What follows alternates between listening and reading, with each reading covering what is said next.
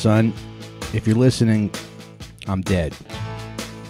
But I left you this podcast. You'll be all right. Just pretend that I went out for smokes.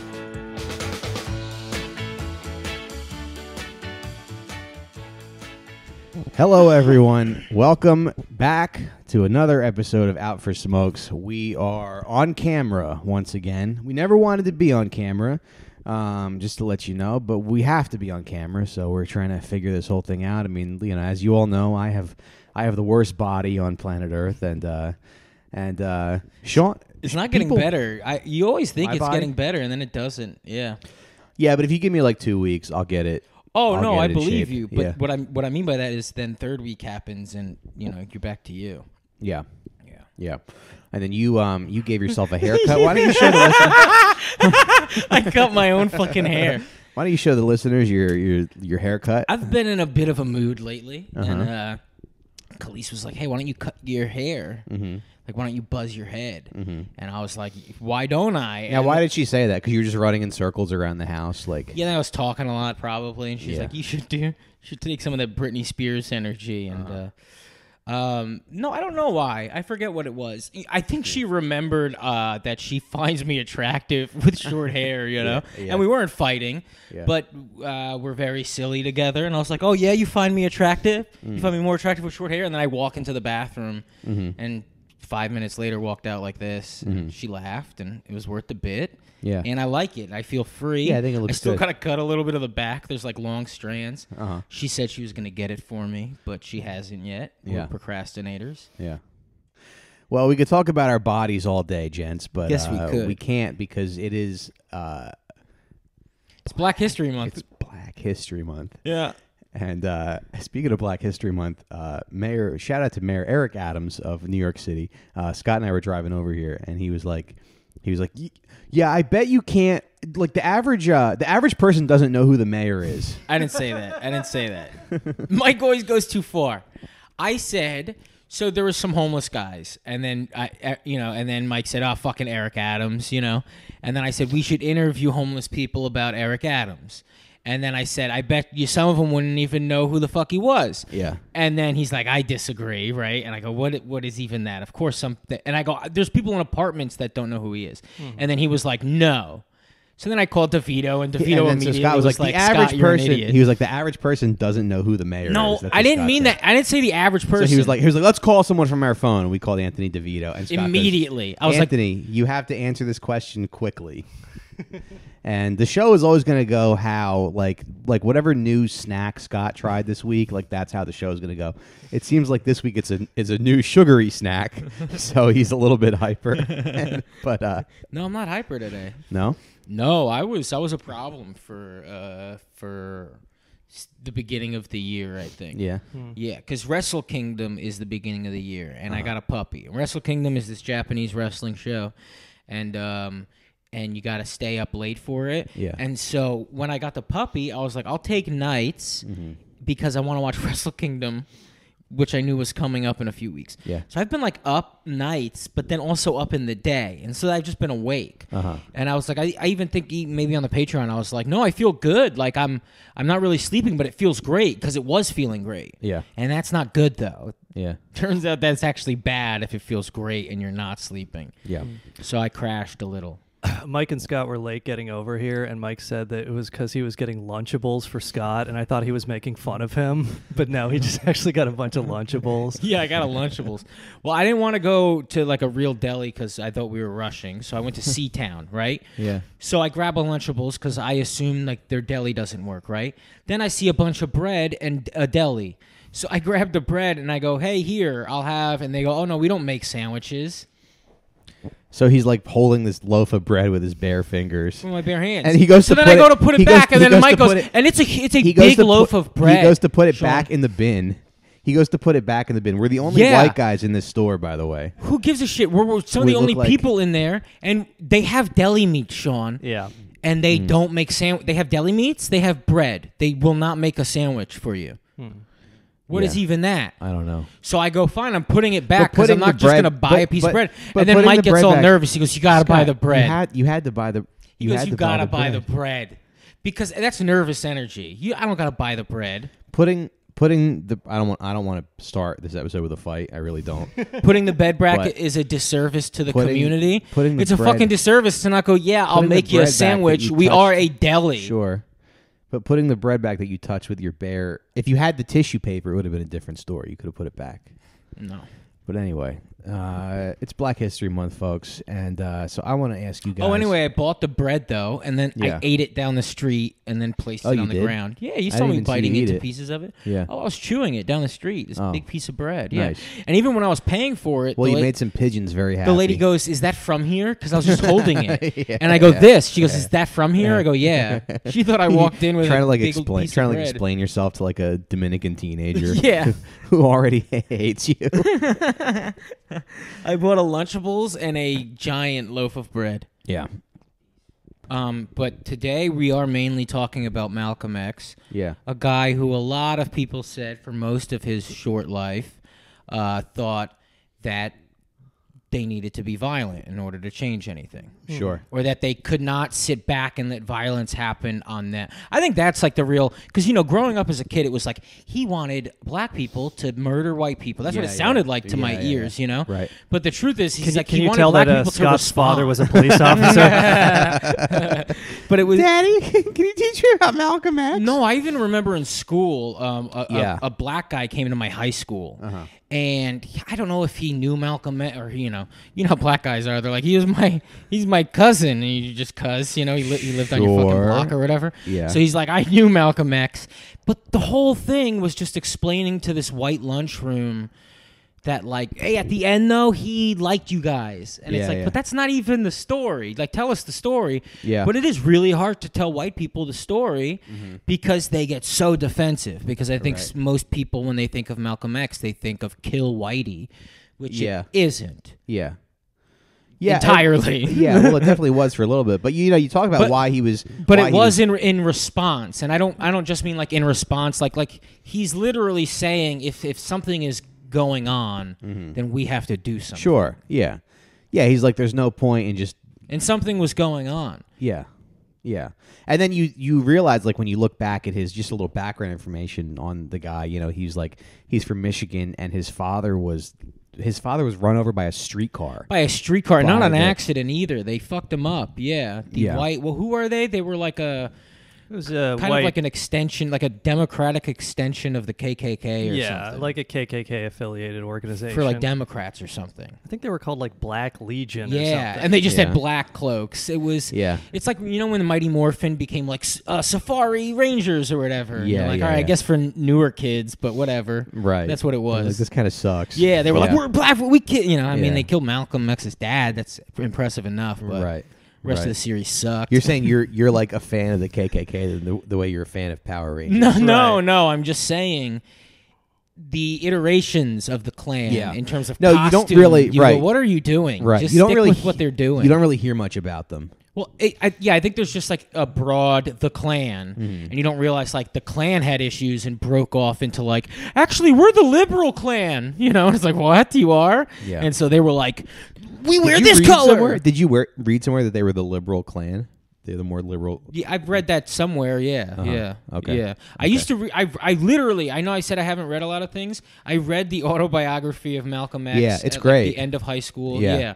And I told you, and I read. You read the book, or you? No, I read the book. Yeah, because I was looking for it because I put highlighters in it. I was like, oh, I wonder what my brain thought at the time to highlight. You know, probably just like the co-author, whatever. You know. Yeah. I keep calling him Alan Havey, but that's a comic, right? It's Alex Haley. Is that the guy who helped him write it? Yeah, okay. Yeah. And Alan Havey is a comic. That's true, yeah. Okay, all right. Yeah, well, that's right. Now we know. That's right.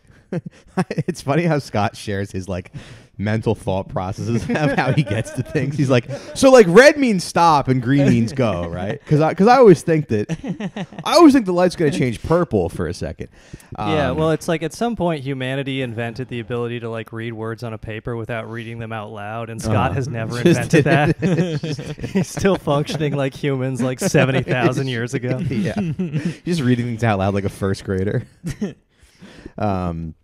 But anyway, so his father was an activist for he worked for, I guess he worked under Marcus Garvey's.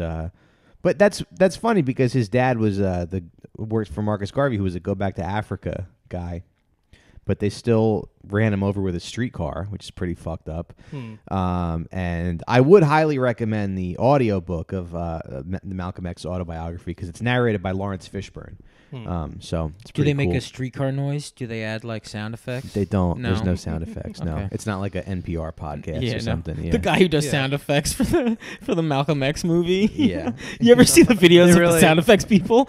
You know, but it's like Malcolm X dad. He's just going like ding ding ding ding. Yeah. All aboard! Hey, buddy, get out of the road! I can't stop. So stupid. You're stupid. Yeah. They really sex it up. They have Jenna Jameson come in and do moans when he's talking about sleeping with white women. Like pornify. Oh, that's one of my favorite autobiography of Malcolm X. One of the best things about Malcolm X is, Martin Luther King Jr., they really want to get on him about sleeping with women. Yeah. And Malcolm X slept with all these women. Yeah. But it was like it was all of their wives or something. Like they couldn't even say anything about it. He fucked all these white ladies.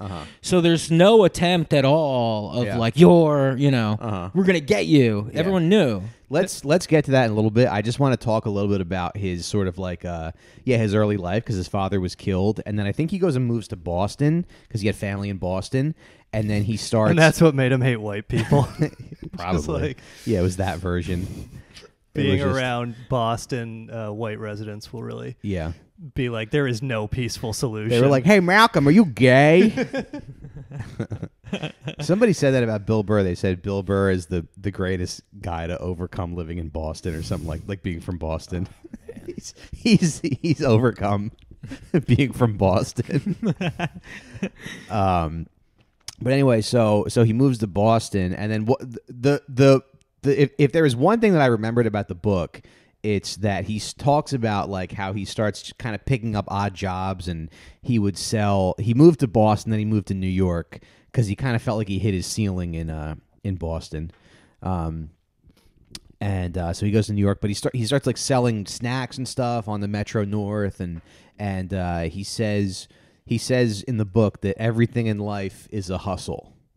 And so what I kind of like about that is he's sort of the opposite of an academic. He was somebody who just kind of had to make his way in the world.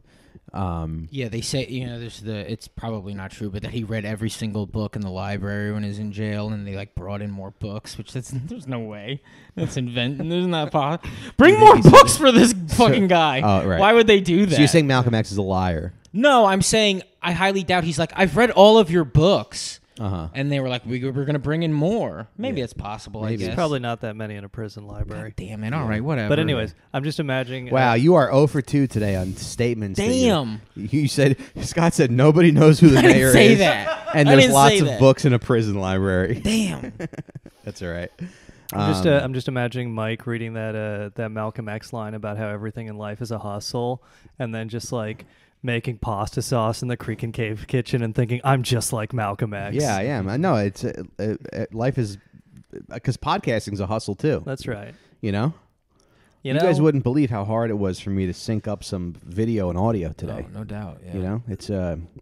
It's a grind, and no one's going to do it for you. Well, he also grew up around a lot of... Not your co-host, not your wife. And look, sometimes you have to hustle the audience. Sometimes you just have to ramble about nothing for 10 minutes before you get to the subject of the actual episode. Right. And we're a lot like Malcolm X in a way where we need your money. So if you could go to patreon.com/outforsmokespod, you would get a free bonus episode every week. We're just trying to be like Malcolm X and hustle. And if you're listening to the show for free, shame on you. Yeah. Turn it off. Yeah, why don't you kill yourself right now? You deserve 10 minutes of Lunchables discussion. I know it's not related to the subject of the episode, but look, we have to. I know we intro couldn't do anything with it, but I believe when Malcolm mostly grew up around white kids, right? And should we stop doing intros like that? I want to do a casual. No, intro, usually it's pretty good. I think we maybe went too long today, but sometimes it's like I have that complaint with podcasts too. It's like this episode's Malcolm X, and then people are going to be like, oh, what? they take too long. Oh, to get People the did that with subject. my Mafia podcast a lot. They go, "What the fuck is this? I'm here to learn." You would be educated. Yeah. I think like 5 or 10 minutes at the top is fine, but some right, weeks we we have did- it, some weeks we don't. Yeah, we did about 8. That's okay. I like to think of Malcolm X as a young Sheldon when he was a child, and Why is that? apparently he was like brilliant. He grew up around all these little white kids. I also pretend that he had those big glasses then. I don't know if he did, and that he wore bow ties and stuff like he did as an adult. But he also, I don't know if this is him just joking in jail and shit, but he has said to people that he blames white people for not knowing how to dance, and he thinks it like, He said that? yeah, and it like disconnected him a little bit from his culture. Wait, no, he did say it in the book, right? Because he said that like dancing. He says something in the book about dancing is your body moving the way your instincts tell you to move. Yeah, I guess. Your Well, body- he really hated white dancing is- people for, or maybe he would use it as an analogy that like. I could see that though. You like watch white people dance, and you're like, these are demons created by Yakub. Yeah, A mad scientist Yeah, made really. these people in Yeah, a really. laboratory. Slide to the left, slide to the right. But I think he was like a teacher's All pet, whites and it was must a white die. teacher. Yeah, exactly. Teacher's pet, white teacher. What do you mean? Like he was a teacher's pet, and it was a white teacher and stuff. Oh, he was? Like, yeah. Oh, He, okay. he like was around white people growing up. Did not know that. Yeah, Malcolm X is a lot like young Sheldon. If you read his ballot in the bullet speech, he says the words bazinga a bunch in there. Fuck Whitey, bazinga. That was the original script of Young Sheldon. It was just him being like, fuck, yeah, fuck Whitey. But so then he goes to New York and he starts committing crimes. So he's, I guess, like me in a lot of ways, Yeah. you know. He also shoplifted from Whole Foods. Living outside the law a little bit. But one of the funny things about one of the things that I remember from the book is that they would like rob people's houses, and he would use white women to like go in and sort of case the joint. They would pose as salespeople or whatever, and they'd be like, "Oh yeah, this is nice," and they'd like start conversation. Then they would know like when they were not home and what kind of security system they had and stuff like that. And then he said that when he got arrested for that and when he was being convicted, the judges were like so mad at him that he was corrupting these beautiful young white women. And I think you kind of see that throughout history, like. Your position as a white guy is like you do sort of have to accept that you're kind of a little worm, in the big picture of life. Like you'll never be as funny as black guys. You'll never be as cool as them. You'll never be as good of an athlete, and you have to kind of like sort of accept that and figure out kind of your place in the world. You have to accept that you're always going to be Larry Bird, John Stockton, great basketball players, if I may say so myself. But like, because aren't there stories about white settler women running away with Indians, and everybody was like, they kidnapped our wives, and the white women were just like, yeah, we just like this way of life better. Yeah, it happens. No, it's a minority of cases, but yes. Yeah. So I think that it's tough to See, why couldn't you answer me about the homeless thing with the Eric Adams thing like that? Say, What do you yeah, mean? of course some people don't know who Eric Adams is, but it's not the majority. Because you said the majority of people don't know who the mayor I didn't is. say that. But I guess I feel like we don't always give the homeless enough credit. Like a lot of them are aware of what's happening and For they sure, know who I the agree. mayor Could we is. Yeah. clip Mike doing Anyway. the anti-white speech and then send it to Nick DiPaolo? Check out this New York libtard, Mike Racine. He says white people are like worms. They fucking self-hating. Yeah. No, but it is kind of true Well, it's kind of true. that White people are worms. that white people are worms. Yeah. Isn't it? Oh, I don't know. I mean, some white people, yeah. I don't know. Look at me and look at Kevin Barnett, R.I.P. I mean, Well, one is definitely more involved God. with worms currently, but sorry, Kevin, I love you. no, but it's almost like now I don't have to worry about him stealing my wife. He's so stupid. When I found out that he died, I was like, all right, good. Stupid. You know? I mean, very, good-looking guy, funny. Beautiful, yeah. I'm just saying, like, sometimes you have to be honest with yourself and admit that black guys are better than you in many ways. For sure. Yeah. That's just the point I'm trying to make. We got to post this now so I can read the Patreon comments, just about Mike specifically. Why? Oh, just because there's a few racists who send us money. Oh, okay. Well, hey, I don't no know. More Well, thanks, but you know what? Nobody who pays us money is a racist. I'm not going to say that. I withdraw my apologies. Yeah. No, we have no racists, but there are occasionally the Mike is a libtard or Mike is That's okay. You But if you're a racist and you want to be the first racist on our Patreon, please go to patreon.com/outforsmokespod. We would love to have you as a member. And now let's get back to the show. So yeah, those were just some of my takeaways in the book about his general, his early life, and then so he goes to prison, and then he starts reading a lot of books. Elijah Muhammad, who he's a prophet. Yeah, in which way? Because a prophet, you have to perform a miracle, no? Well, you could say that you're the prophet of Allah. Oh, you can just say that. He says he's the successor to Muhammad, which was considered blasphemy by most mainstream Muslims, but it became the Nation of Islam. Okay. Yeah, so he was the leader of the. Yeah, I'm sitting here going like Christianity recognized him as a prophet. Fucking idiot. No, he just said I'm a prophet, and yeah. Mike sitting Benjamin down like, son, I'm sorry that you're full worm. I tried to have sex with a black woman. I tried to give you half of a spirit, but instead you're a Yakubian who cannot dance. I asked your mother if she wanted to get cocked, and she said no. I don't know what her problem is. Son, we used to drive out to East New York, and I'd say, what about that one? What about that one? Son, we were trying. Your mother was seeing Kevin Barnett the entire time. I was trying to get her pregnant, but I guess we just missed the window. It doesn't always work out. Ah, man, Kevin would just like the big Black Panther that he is. He would pin her down and just go to town. Oh, I wish you could have seen this guy fuck in his prime. There is this episode once again dedicated to Kevin Barnett. My son's middle name is Barnett. Yeah. He's a good guy. I miss him. Yeah.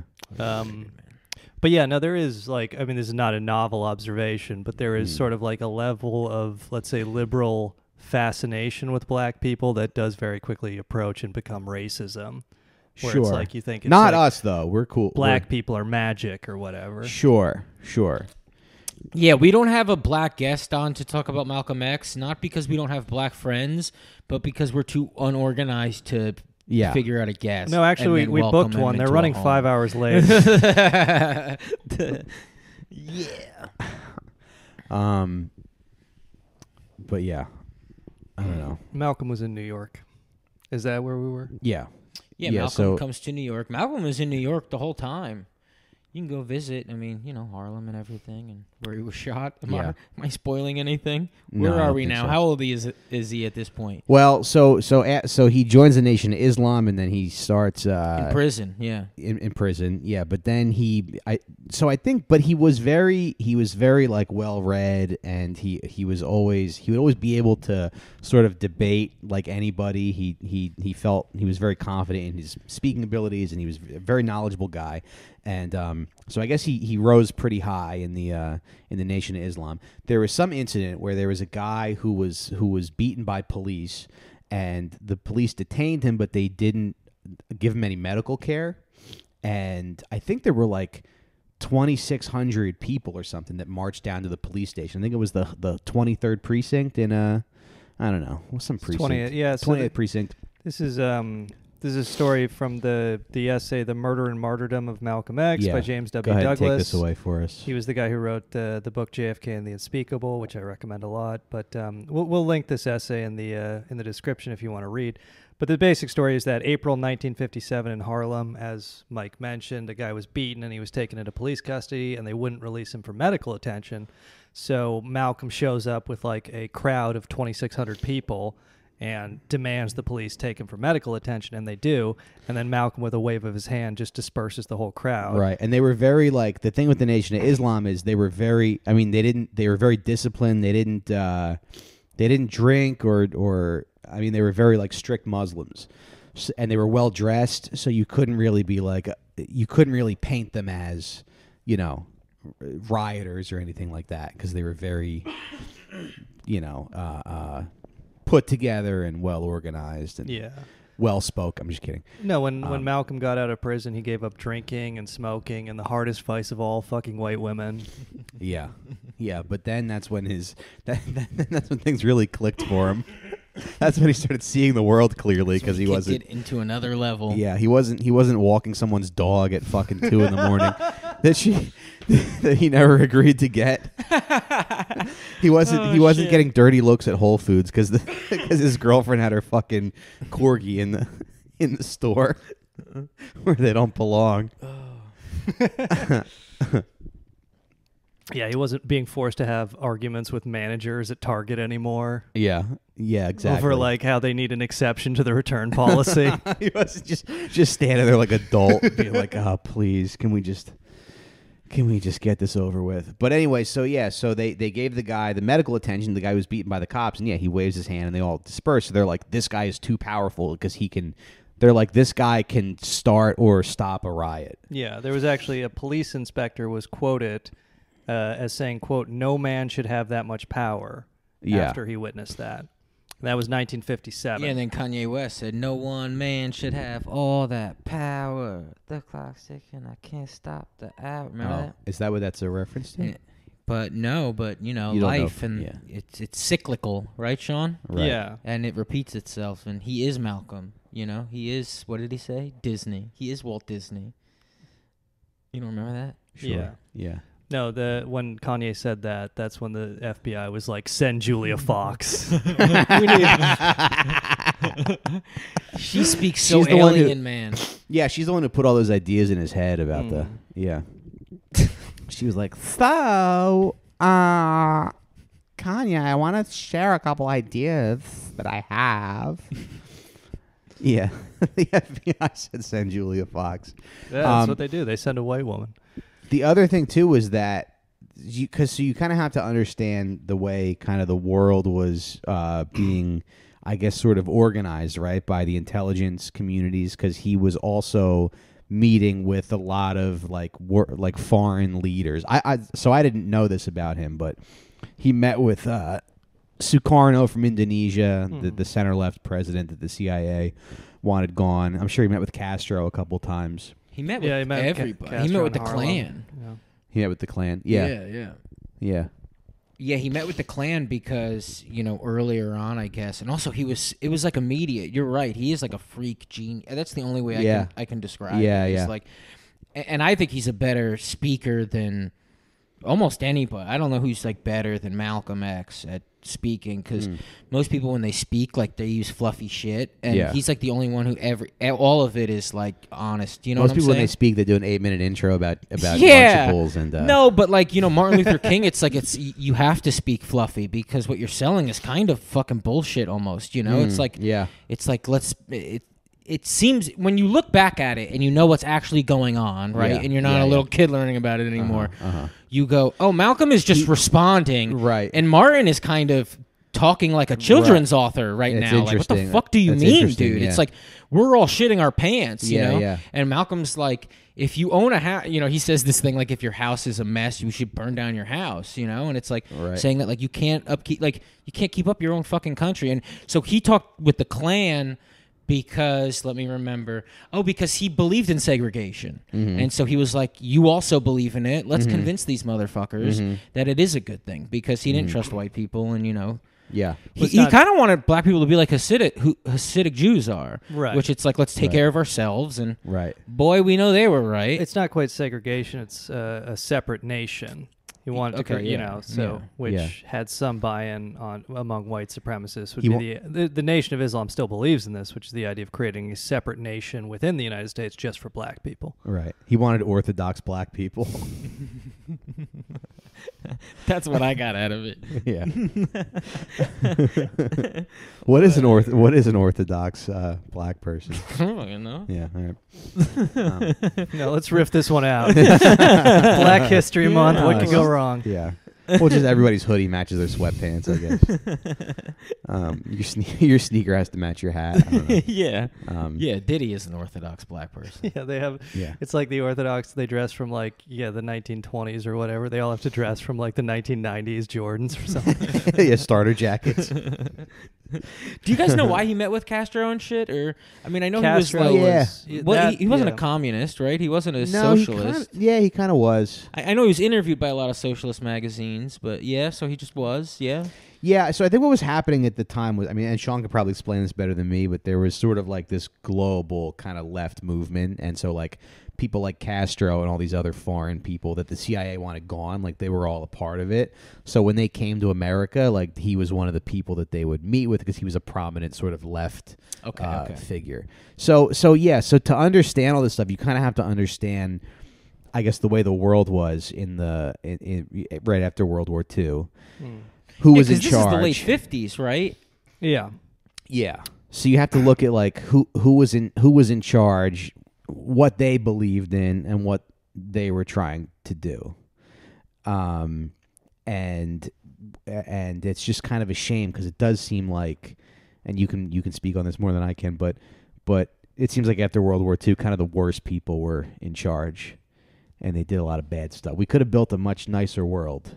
Yeah. But no, didn't. I mean, I think it all just kind of ended with Truman. And it was partly inevitable, because what happened was America took over the empires, like the British Empire, the French Empire, Portuguese Empire, the Dutch Empire, the Japanese Empire. It was all just taken over by America, and those were made into client states. And then with, Truman and the National Security Act of 47, 48, then you get the CIA, NSA, and essentially CIA was set up by mostly Wall Street lawyers, like Alan Dulles and those guys were just like white shoe lawyers for Wall Street banks. So it just becomes a global police arm for Wall Street and U.S. multinational investment. Yeah, so I guess they saw this as like a threat to the way that they had the world set up. I mean, like, because I feel like you have to look at the systems and the sort of the ideology that people had, because it's not, I don't think there was there wasn't like 4 or 5 people being like, we have to, there were just ideas about race and race and class and gender that were kind of, I don't know, that people felt like they needed to preserve for some reason. Yeah, well, I mean, it was just about money and labor. And, I mean, that's the whole point of empire, is like an empire, the British Empire, people make the point that it cost more than it took in. Mm-hmm. Like, they exploited the shit out of India, but they still spent more maintaining it. And it's like, well, you're looking at it wrong. It's not total cost. It's the very elites of British society. They'll spend as much of the working British people's taxpayer money as they want to enrich themselves. Mm-hmm. So it's the exact same thing with the American empire, where it's like it greatly enriches and has enriched the top, particularly 1%, but it costs so much, but you're looking at it wrong. It's like they get, cheap resources from overseas, they get cheap labor from overseas, and then they get all that. It's all paid for with the U.S. taxpayer's dollar. Right. Even if it doesn't, make the average American better off. Right. Which is like debatable, but. Right. But do you think that people like J. Edgar Hoover kind of thought they were maybe doing something good? Like they were preserving some kind of, I don't know, order in the world, or? By what? Keeping like segregation? By and keeping shit segregation like that? going, yeah. Oh, you wonder why. Like, because a lot of people did think, like, well, if you don't segregate, they're gonna like. The only thing I could think is like they're gonna teach jazz. The worry, like that same, which you realize how bullshit it is. The worry of like legalizing weed, which is like everything will be crazy for a few years until it gets figured out, and that fear of that crazy. But it's like it wouldn't be crazy. But I guess some places it was crazy. And if you legalize sucked, weed, you know? grown men will shave their own heads and buy Lunchables. Listen, I wanted to buy a sandwich. 33-year-old. They Put wouldn't their make hands me all a, over they the wouldn't bread make me a sandwich. at the supermarket. Yeah. Pieces of shit. Yeah, what are the odds they don't make sandwiches at that deli? Ridiculous. Dude. The guy just didn't feel it. He just didn't like your haircut. It's a human. That's what I love. Okay, so Malcolm also like he wanted to go to the UN about. You know, he didn't think it was like, oh, this is a civil rights issue where we should be talking to the United States about it. Like, it's like, no, this is a problem. You're not letting people be people here, and so we need to contact another place that is more rational and can look at this better because you're the oppressor and you're going to analyze it. And he's right. Why the fuck was the United States allowed to try to figure it out? Like other countries? Someone should have. The UN should have stepped there. Whoever was, I don't know who did what at the time. Yeah. But it's like an enormous human rights violation for other countries to not step in. Or I don't know if other countries had words, or I'm sure there were other countries, doing shitty things too, and there still are. But yeah, I think another country should have interfered. At least like in a diplomatic way, like hello. I'm not saying you drop a bomb on with like domestic stuff over here. Yeah, I think more people should have come over here, kind of. Hey, what the fuck is that about? Mm-hmm. Even though I know there are problems everywhere, the fact that Malcolm did want to go to the UN for that shows that it was a possibility. Yeah. So you're saying Wakanda should have done something about it. So yeah, I'm saying something should have happened. Whoever was doing things at the time. Yeah, I've just never heard of anybody stepping up to America. I mean, was Russia? Because now Russia was also terrible to Jews after the war. Is that somehow even possible? Yeah, I mean, they were though, right? There was Stalin became convinced that like Jewish doctors were trying to poison him and stuff. Okay, yeah. So they were just dealing with that because I know all I remember. What poison? What are you talking about? Is that the way that people wanted the UN to interfere with Russia and the way they treated Jews was how Malcolm wanted the UN to interfere with the United States. Oh, and I wonder if that's ever happened. I don't know. I'll look into it. Well, yeah. I mean, there's always this utilization of human rights. Well, now it's like got like real kind of imperial connotations because, the U.S. selectively polices human rights. Like we don't care about Saudi Arabia beheading people, but if Russia imprisons a guy, then we're like really upset. It's more about who's your enemy, who's your friend. Mm-hmm. But like you were saying, yeah, Malcolm X had the idea to start going to various African nations, various third world nations, and kind of petition to get a UN investigation on human rights as civil rights, or civil rights as human rights, saying that by violating the civil rights of Black Americans, the UN was violating human rights. And this is what really actually we know now from memos got him to the attention of the U.S. State Department under Lyndon Johnson and the CIA. And the State Department said that Malcolm X had, quote, effectively renounced his citizenship and was telling the CIA to, like, look into this guy, look into his finances. So they were tracking his itinerary, tracking his trip and all that. And so he's buying so much pussy. Oh no! What do we do? Oh my God, sir! He just fucked another white woman. Sir, it's your mother's pussy. He's paying her for the pussy, but it's certainly your mother's. He's paying her kindly. They're just outside his house eating Chinese food in a van, being like, "Oh my God!" She's like, "Oh yeah,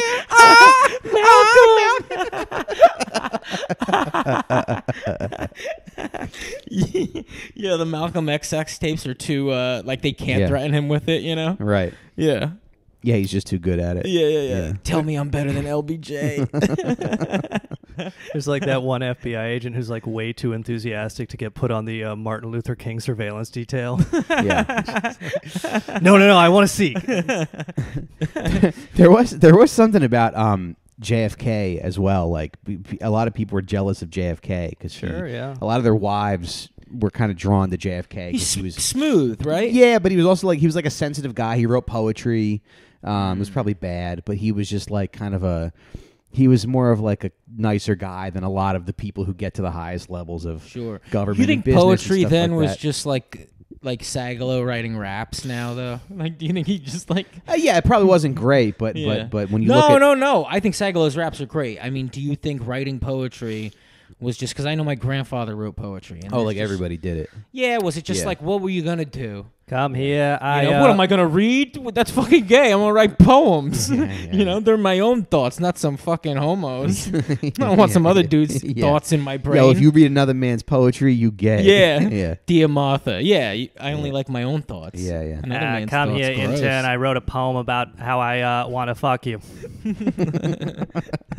You could just come into the Oval Office. You remind me of a summer's day where we will all be having an orgy together.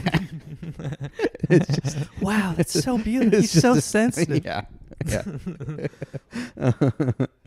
I think that I shall never see a pussy that is good to me. Let's go.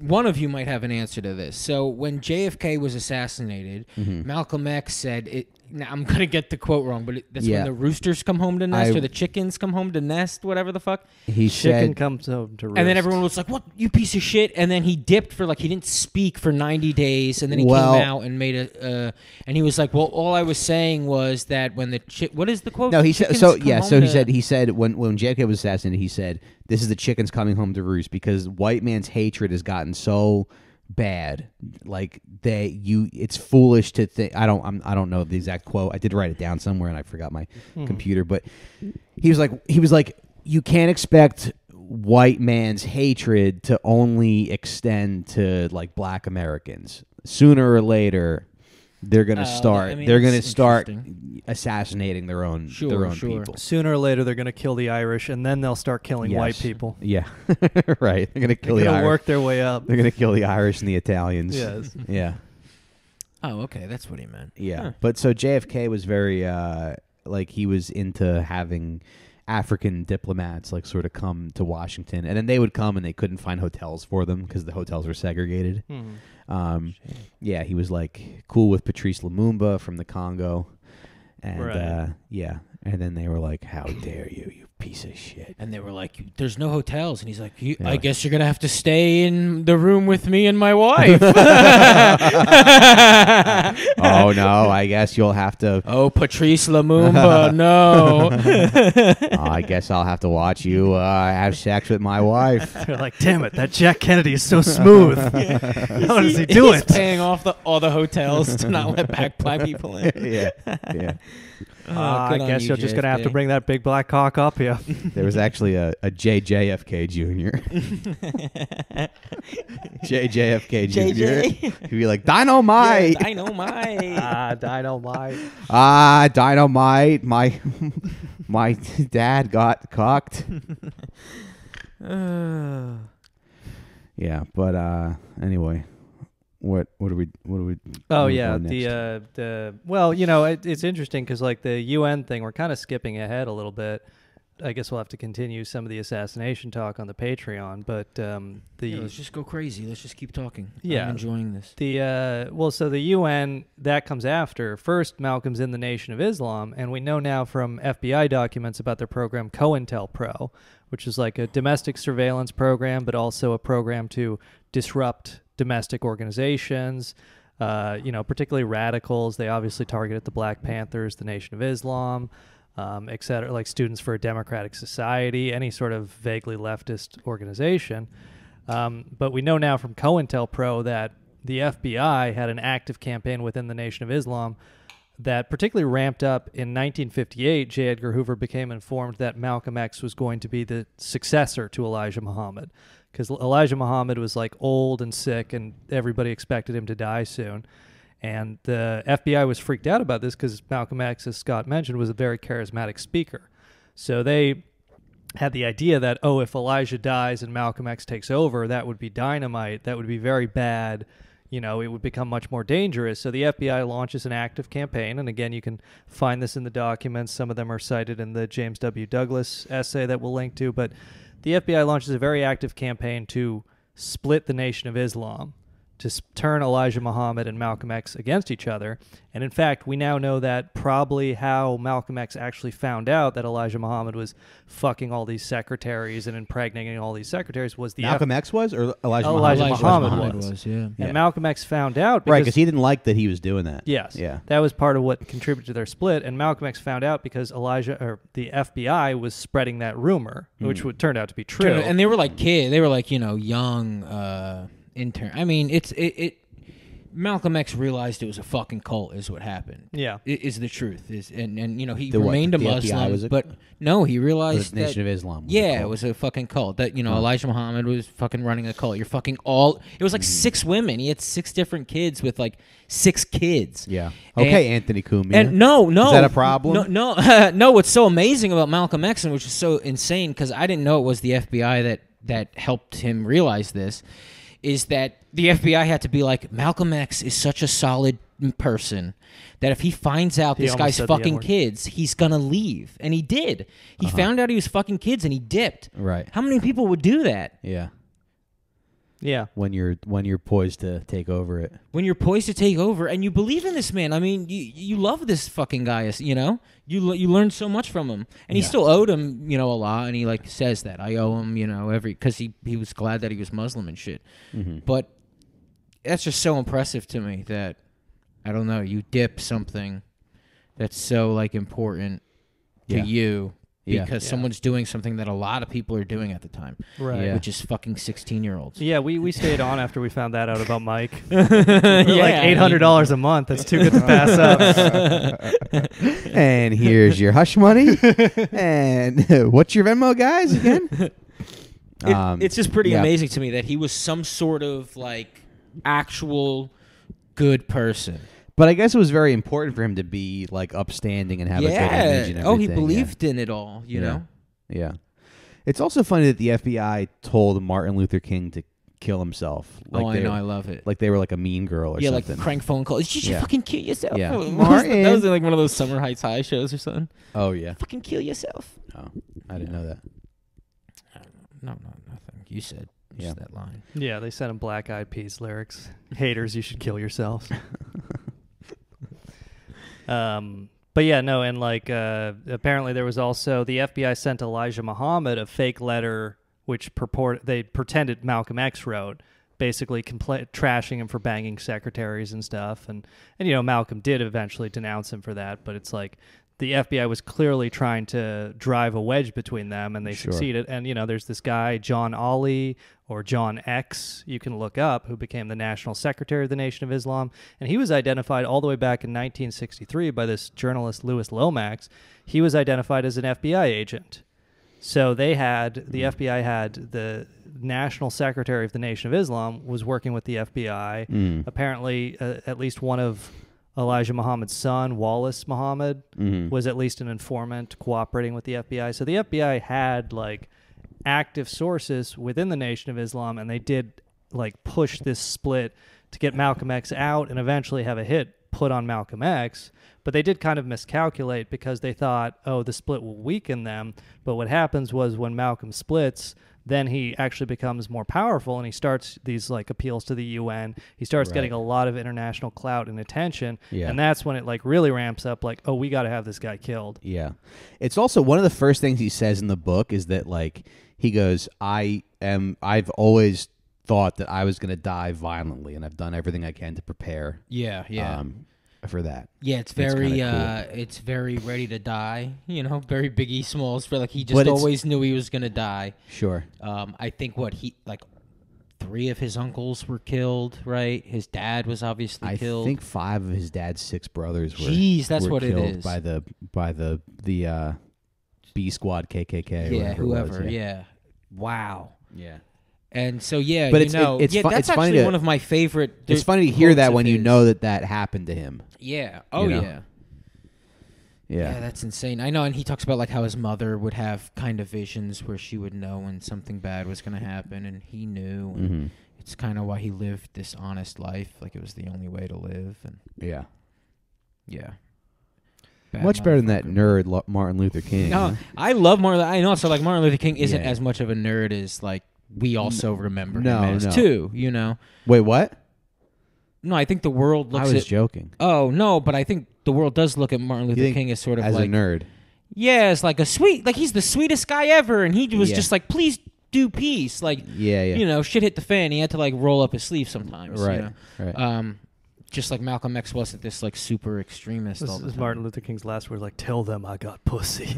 I don't want them thinking I'm some kind of nerd. But, you know, so like the He did feds... clash with Martin Luther King a lot, though. Who? Malcolm X. They're Oh, yeah. Well, Malcolm X would call him a bitch a lot. Yeah. Sure. I don't see a lot of Martin Luther King shitting on Malcolm X. Like, I've never seen it. Yeah. But Malcolm X would often, kind of, you know, field house it, and you know, he'd have talks about him for sure. Yeah. And you can't disagree with certain things he's saying. It's like, how can we talk to these people? How can we, you know, ask, oh, please let us sit with you? Mm-hmm. It's like, this is our fucking human right. Why is this a discussion? It's it's so infuriating. You go, how weren't there, like, how were they not rioting more? Yeah. Because it's so obvious what it should be. Yeah. And so kudos to, you know, the real thing we should be giving Martin Luther King credit for his patience. Is treating white people like fucking puppies. Right. And while we're pissing and shitting, and him being like, you know, please stop biting me. Please stop, please stop nipping at me. And like, finally we're like, oh, we get it. Black people are people too. Mm-hmm. And he's like, yes, good boy, finally. Yeah. Where Malcolm is like, the fuck, dude? Like, you don't bite me, bad dog. Yeah, and we're going, Jesus Christ, he's abusing animals. No, you're fucking biting us, you know? Right. Maybe that's an analogy. I don't know. No, it's a good analogy. Yeah, thanks. Yeah. He really did treat white people like they were puppies. Puppies. He was so sweet to them. Yeah. Like, we were such pieces of shit to them, and he was just like, okay. Yeah. The gentleness. That's what, you know, I guess he is given credit for that.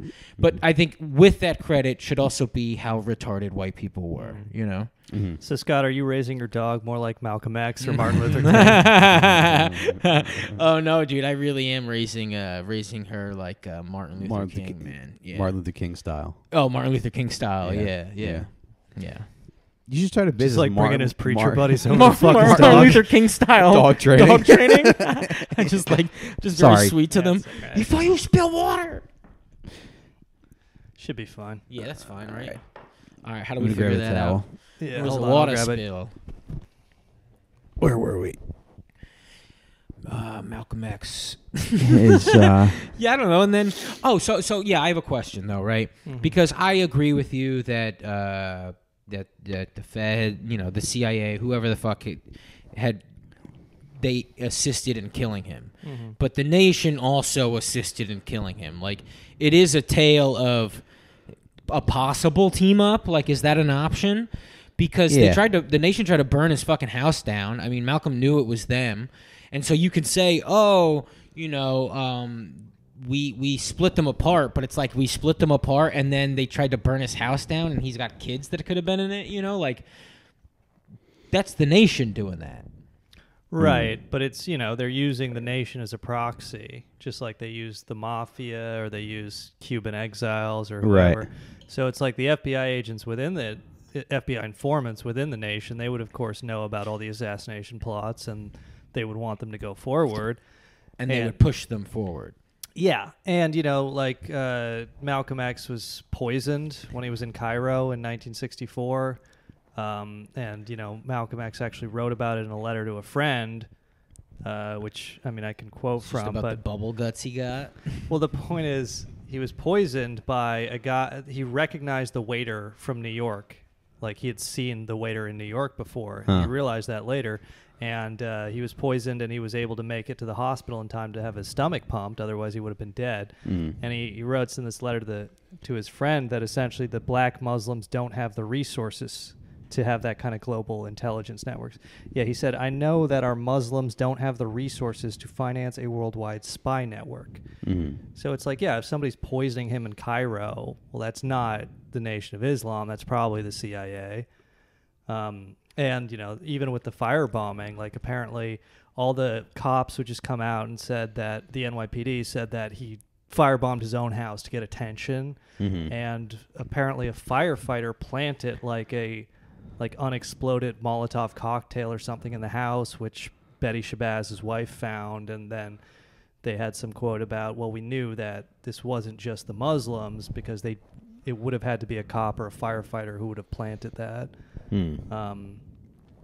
So it's like it's just the world working against. Right. It's like, sort of Malcolm in the middle. Yes. Sure. Yeah. Yes, no, maybe. I don't know. Okay. Well, it's like, yes, if you want to be literal, it was the Nation of Islam. There were 5 people there, and 3 of them pulled the trigger and killed him. It was Nation of Islam. However, they were very much used willingly as a proxy by FBI, CIA, especially NYPD. those three guys who did it, which 2 of them were exonerated, right? Because of not even so much, they didn't shoot. It's just based on the fact that no one, like the cops, lied about a lot of shit, and the FBI lied about a lot of shit.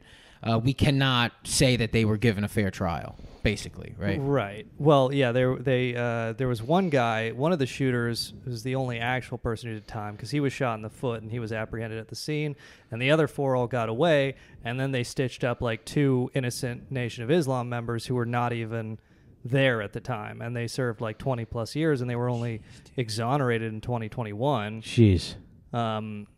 But do you think the people who shot him could have been informants? Yeah, I would imagine so. Like, there's a report of John Ollie or John X meeting with one of the shooters, like, immediately before the murder. It's in the James W. Douglas essay. I guess there's a lot of secrets, but there's no mysteries. But yeah, it's like the main role of like NYPD. Because these things are secret, but it's pretty. I guess it's like obvious. These assassinations, it's pretty obvious who did them. Yeah. The main role of NYPD was, Malcolm X was assassinated in Harlem. They just made sure there was zero security there. Like, and for whatever reason, Malcolm made a decision not to search people for weapons before they came in because he didn't want to, I guess, disturb people or whatever else. So it's like they were able to bring their guns in. The plan was if they search, if they pat down, we're just going to turn around. But I heard it's because he believed in the Second Amendment. Yeah. He said, bring in your guns. Right. But there was like zero NYPD security, and Malcolm X like complained to Alex Haley, the guy he co-wrote the autobiography with, and Alex Haley heard this from other people that Malcolm was making appeals to the NYPD for security, and he had worked with, Chicago PD, had done security for him. Like, he wanted security, and then the NYPD later would just lie and say, like, we made 3 tries to people close to Malcolm. They never reveal who these people are, and they all said no. And it's like, no, they're just lying. It was very much the police's role is just like, let's make sure there's an open goal, and then the Nation of Islam that, these FBI informants have, like, very methodically got whipped up against Malcolm is allowed to go in and kill, and then 4 of the 5 people who do the killing never served a day in jail. Right. Do you think the people who did the killing, you don't think they knew they were working with the FBI, or maybe they did? They probably didn't. I mean, yeah, like... Because they were working hard on sort of building those rifts, I guess? Yeah, the only shooter... So basically, when I'm saying there's like 5 shooters and all this all comes from the one shooter that I mentioned, Thomas Hagen. Thomas Hagen was, again, like the one shooter who we actually know shot Malcolm, who was apprehended at the scene. And then in 1978, he gives a sworn confession in the service of trying to get those other 2 guys exonerated. And also the House Select Assassination Committee was in session at the time. They were trying to add Malcolm X to the investigation to it. But basically, he gives a sworn statement, which you can read online, that says, I was approached in a car by 2 other Nation of Islam members from the Newark Mosque in New Jersey. And they said, oh boy, they were talking about the assassination of Malcolm X. At this point, Elijah Muhammad had denounced him. John Ollie had denounced him on radio. Louis Farrakhan had denounced Malcolm X. So, and, they denounced him in very explicit language, saying, like, if you, I think Louis Farrakhan had a quote, something like, the white men who killed Kennedy, it shows that there were men who hated him so much they would kill him, but there were also men who loved him so much they would kill for him. And the same thing is true with Elijah Muhammad. Those who stand against him will learn, or something like that. But anyways, the point is, like, by this point... I thought we liked Farrakhan on this podcast. Well, yeah. I mean, Farrakhan has this, like, he's always been very evasive on it, but in a 1993 speech, Louis Farrakhan said, quote, "And if we dealt with him like a nation deals with a traitor, what the hell business is it of yours?" About Malcolm X. So it's like, well, that's, sometimes you get so whipped up in speaking that you confess to an assassination plot. Sometimes you're killing so bad, you just have to confess crimes on stage. Shit. Yeah. I might be getting. Is it Midnight Run with De Niro and Charles Grodin? Yeah, right. Yeah. And that's how everybody wants to get to Grodin in that movie. Spoiler if anybody, sure. If you haven't seen it. But it's like the mafia wants to kill him. The fucking FBI wants to get him. This fucking random bullshit cop wants to get him. That's what it's like every day for Malcolm X. It's like, who's going to get to kill him? And so it was them that day. But they all helped each other. Right, yeah. There were a bunch of different assassination plots and attempts against Malcolm, but it was ultimately this group, the 5 Nation members in Newark, realized, like, oh, we couldn't get at his home, but we can get him at this speech, and they, scoped it out, and they realized people weren't being checked for weapons, and there was no NYPD security. So, and they get your hands out of my pocket. That's, what does that mean? It was a distraction. So he was going to pretend. Oh, that's all it was. Pretend to get pickpocketed. Then somebody threw a smoke. Then one of them threw a smoke grenade. Then the other 3 shoot him. 1 with a shotgun, 2 with pistols. Okay. I thought it was something he was saying at Malcolm, and I always wondered what that meant. I was like, he wasn't asking for anybody's money at the time. No, they were just creating a diversion, I think. Yeah. Get your hand out of my pocket. Yeah. But, I mean, the last thing I wanted to mention, though, is just like the FBI and the COINTELPRO with the Nation of Islam. I just think it's very fascinating where it's like none of this ever went away. And there was a story today in the Daily Beast by Kelly Wheel, how an FBI informant derailed Denver's Black Lives Matter movement. And this is from the podcast The Alphabet Boys. Yeah, what are they doing? It's like they have a chance to be, to like fix their image, to be a little, to be cool, be the cool agency. Yeah, but basically the Denver area Black Lives Matter protests were infiltrated by an FBI informant named Mickey Windecker. He pushed one of the Black Lives Matter people to buy a gun for him, even though he's a felon. Mm-hmm. It's called a straw purchase. Do not do that. So of course that guy gets sent to prison. Mm-hmm. He apparently was leading. It was probably a well-meaning white guy like me. Like, oh, sure, brother. You need a gun?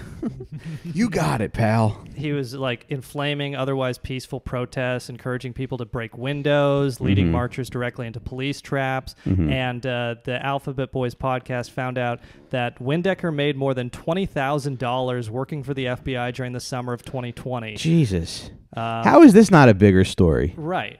I mean, it just came out, but it's like, again, that's like the post 9/11 informant budget. You can get $20,000.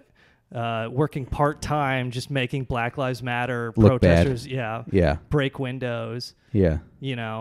But it's like, that's the thing. It just never stopped, this kind of COINTELPRO. Any organization that gets powerful that looks like it might be a threat to the state, they will send, they have billions of dollars. What else are they going to do with it? They will send informants in to gather information, but also to disrupt.